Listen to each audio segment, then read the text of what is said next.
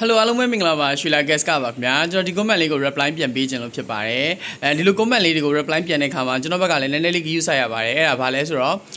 မူကထားတို့ hot pot တို့အကင်းတို့ရောင်းတဲ့ sanction တွေဘက်ကိုလည်းတွားပြီးတော့ထိခိုက်လို့မရဘူး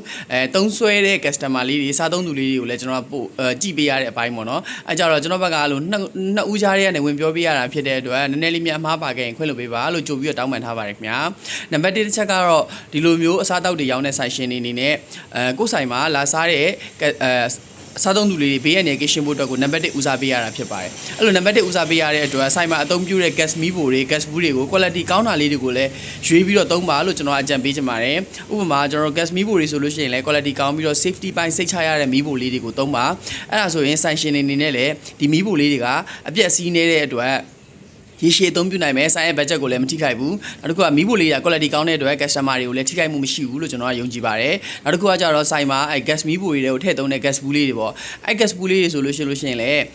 တန်သားမဆွေးတာတန်ကြီးတက်တာမရှိတဲ့မီးဖိုလေးgas ဘူးလေးတွေကိုရွေးပြီးတော့သုံးစေချင်တယ်ပေါ့နော်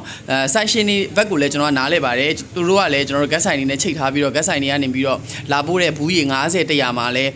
တန်ကြီးတက်တာတွေပါကောင်းပါနိုင်တာပေါ့လေအဲ့လိုမျိုးပါတယ်ဆိုလို့ရှိရင်လည်းကျွန်တော်တို့လို gas ဆိုင်တွေဆိုင်ရှင်တွေဘက်ကိုအာမနာနဲ့မောင်လေးဒီဘူးကတော့အဆင်မပြေဘူးဒီဘူးကတော့အဆင်မပြေဘူးဆိုပြီးတော့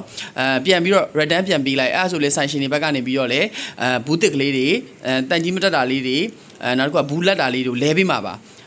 ကျွန်တော်ဆိုလဲပေးပါတယ်အဲ့လိုမျိုးဆိုတော့ကျွန်တော်မှလည်းအဲ့လိုမူကထဆိုင်လေးတွေ hot pot ဆိုင်လေးတွေချိန်ထားရှိတယ်ကျွန်တော်လည်းပုံမှန်ပို့ပေးနေတယ်အဲ့လိုမျိုးဆိုင်လေးတွေကိုလည်းကျွန်တော်အလဲလေးကိုလုတ်ပေးတယ်လုတ်ပေးတဲ့ခါမှာလည်းကျွန်တော်ကတိတိကျကျလေးအဲ့လိုဆိုင်တွေဆိုပို့ပြီး queue site တယ်ဘာလို့ queue site တယ်လဲဆိုတော့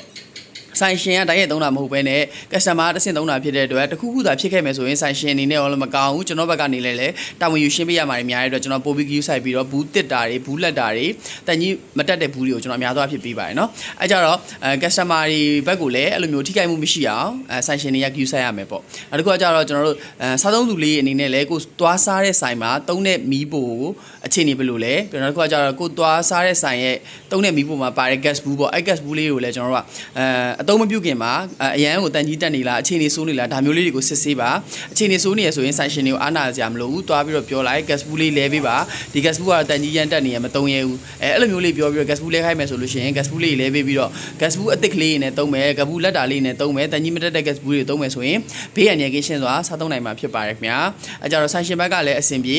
customer ဘက်ကလည်းစားသုံးသူ customer ဘက်ကလည်းအဆင်ပြေမယ်ဆိုလို့ရှိရင်အနေကင်းနေပေါ့ဟုတ်အဲကြတော့နှစ်ဦးနှစ်ဖက်အနေကင်းမှုအတွက်ဆိုလို့ရှိရင်တိတိကျကျလေးစီစစ်ပြီးတော့အသုံးပြုပါဗီဒီယိုလေးက3မိနစ်ပဲရတာဖြစ်တဲ့အတွက်နည်းနည်းလေးပြောချင်တာလေးတော့ကြံသေးရဲ့ဒီလောက်ပါပဲခင်ဗျာအားလုံးကိုကျေးဇူးပါရွှေလာကပါခင်ဗျာ